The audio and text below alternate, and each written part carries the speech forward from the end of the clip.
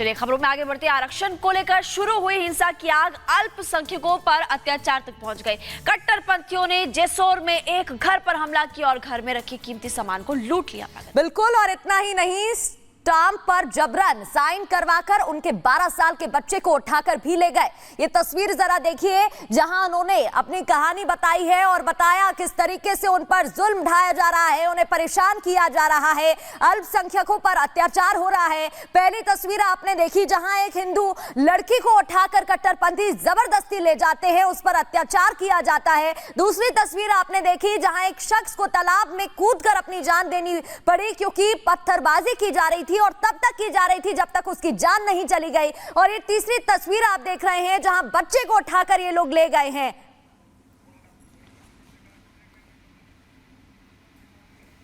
देखिए, बांग्लादेश में इस वक्त लगातार आपको बता रहे जो उथल पुथल मची हुई है उसको लेकर रिएक्शंस भी सामने आ रहे हैं। और सबसे बड़ी बात कि पाकिस्तान के जो वजीर आजम है शहबाज शरीफ, उनकी तरफ से भी अब टिप्पणी की गई है इस पूरे मामले को लेकर। एक उनकी तरफ से सुझाव भी दिया गया, क्या कुछ कहा गया वो देखना काफी महत्वपूर्ण है।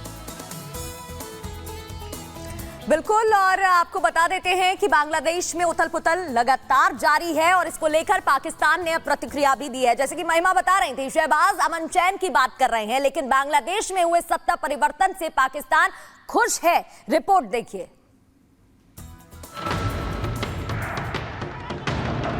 तमाम जो अपोजिशन है ना, वो उनको बिल्कुल ही सामने आने दे रहे थे, ना उनके कोई जल से जुलूस। उसने भी रिग करके इलेक्शन जीता था। वो हेलीकॉप्टर में बिठा के फौज ने उसको बाहर इंडिया भेजा है ना, वरना वो खुद कैसे जा सकती। बांग्लादेश में लोकतंत्र की जड़ें उखड़ गई तो पाकिस्तानी खुश है।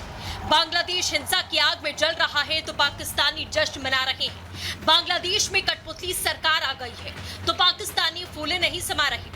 बांग्लादेश की तरक्की और भारत से उसकी दोस्ती से चिढ़ने वाले पाकिस्तानी आज झूम रहे हैं। शेख हसीना का तख्ता पलट उन्हें सुकून पहुंचा रहा है। जो मतलब बांग्लादेशी अवाम बहुत खुश है, पाकिस्तानी अवाम भी बहुत खुश है। अच्छा। इस पे बांग्लादेश के यूथ ने इस सारे मामले को मुस्तरद कर दिया। पाकिस्तान और बांग्लादेश के दरमियान में हालात ख़राब होने की एक बहुत बड़ी वजह जो थी बस हसीना वाजिद थी। वो ना सिर्फ प्रो इंडियन थी बल्कि एक डिक्टेटर भी थी, क्योंकि उसने बहुत लंबा अरसा बांग्लादेश पे हुकूमत की है। ना सिर्फ हुकूमत की बल्कि अपने मुखालिफिन को उसने बिहाइंड द बार्स उसने धकेल दिया। पाकिस्तानियों की खुशी तो आपने देख ली, लेकिन अब पाकिस्तानियों के आका यानी उनके वजीर आजम शहबाज शरीफ की भविष्यवाणी भी सुनिए। बांग्लादेश की बर्बादी की दुआएं करने वाले शहबाज शरीफ आज वहां हालात सामान्य होने की बात कर रहे हैं। शहबाज शरीफ ने कहा है कि उनकी सरकार और पाकिस्तान के आवाम बांग्लादेश के साथ खड़ी है। बांग्लादेश के हालात जल्द सामान्य होंगे। वहां के हालात पर पाकिस्तान की सरकार पैनी नजर बनाए हुए है। वैसे ये वही पाकिस्तान है जो कल तक बांग्लादेश से खार खाता था, पानी पी पी कर उसे कोसता था, उनकी तरक्की से जलता था। आतंक को पनाह देने वाला पाकिस्तान और दहशतगर्दों की वजह से दुनिया में बदनाम पाकिस्तान सरकार बांग्लादेश के हालात सुधरने की भविष्यवाणी क्यों कर रही है? दरअसल पाकिस्तान मौके पर चौका जमाना चाहता है। बांग्लादेश की अंतरिम सरकार से दोस्ती की पींगे बढ़ाना। पाकिस्तान बांग्लादेश को भारत के खिलाफ इस्तेमाल करना चाहता है। पाकिस्तान की सरकार और सेना बांग्लादेश को अपने पालतू आतंकियों का अड्डा बनाना चाहती है। पाकिस्तान की शरीफ सरकार बांग्लादेश को पूरी तरह तबाह और बर्बाद कर उससे 1941 का बदला लेना चाहती है। मुंह में राम और बगल में छुरी वाली कहावत आपने सुनी होगी। पाकिस्तान भी उसी रास्ते पर चल रहा है। मन ही मन वो बांग्लादेश को पूरी तरह तबाह होते हुए देखना चाहता है, तो वहीं दिखावे के लिए वहां अमन चैन की दुआ मांग रहा है। लेकिन पाकिस्तान शायद ये भूल रहा है कि अफगानिस्तान में उसके साथ क्या हुआ, कैसे उसी तालिबान ने उसकी घिग्गी बना दी जिसके जरिए वो वहां अपनी पैठ बनाना चाहता था। Bureau report, Republic Bharat. और आगे बढ़ते हुए अब बात मोहम्मद यूसुफ की कर लेते हैं, जिनके नेतृत्व में बनी सरकार को प्रधानमंत्री नरेंद्र मोदी ने बधाई और साथ ही एक संदेश भी दिया है। बिल्कुल, देखिए प्रधानमंत्री मोदी ने संदेश दिया और कहा कि वहां पर जो अल्पसंख्यकों हिंदुओं पर अत्याचार हो रहा है या फिर जो स्थिति वहां पर बनी हुई है, उम्मीद है वो जल्दी ठीक हो, उनकी सुरक्षा सुनिश्चित हो, ये बात कहते हुए नजर आए। और ये भी कहा कि बांग्लादेश में हालात सामान्य हो, ये भी बात कहते हुए पीएम मोदी नजर आए। उम्मीद है बांग्लादेश में जल्द सामान्य होंगे हालात। और देखिए बांग्लादेश में अंतरिम सरकार का गठन हो चुका है वहां पर पीएम ने शपथ ली। शपथ ग्रहण समारोह का आयोजन किया गया था। बांग्लादेश में अभी भी उपद्रवियों का तांडव लगातार जारी। पीएम मोदी ने एक तरफ जहां बधाई दी और दूसरी तरफ हिंदू और अल्पसंख्यकों की सुरक्षा सुनिश्चित की हो, ये भी बात कहते हुए प्रधानमंत्री मोदी नजर आए हैं और यहां पर कहा कि बांग्लादेश में जो हालात बने हुए हैं वो जल्दी ठीक हो। और वक्फ बोर्ड एक्ट की अब आगे बढ़ते बात कर लेते हैं, जहां संशोधन को लेकर लगातार हंगामा देखने को मिला।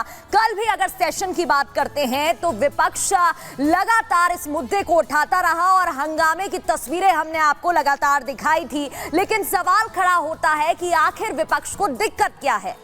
कई सवाल यहाँ पर खड़े होते हैं। इस पर आप इस रिपोर्ट को देखिए और देखिए कि किस तरह से सियासी वार पलटवार तेज होते हुए नजर आया।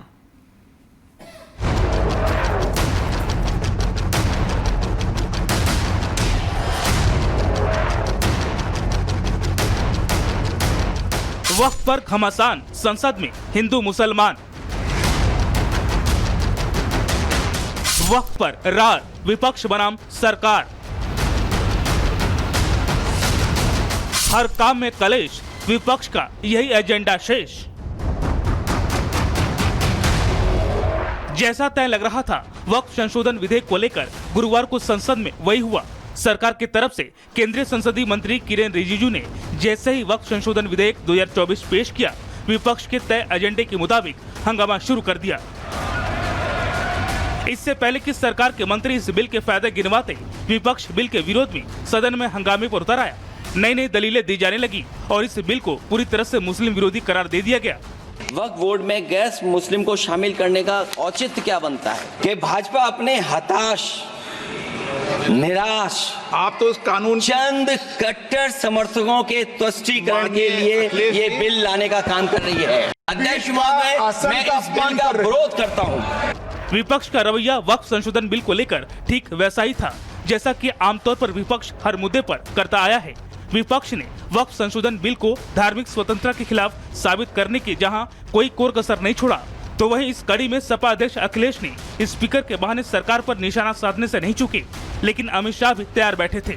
अखिलेश ने जैसे ही सरकार पर हमला बोला, अमित शाह ने अखिलेश को लपेटने में देरी नहीं की।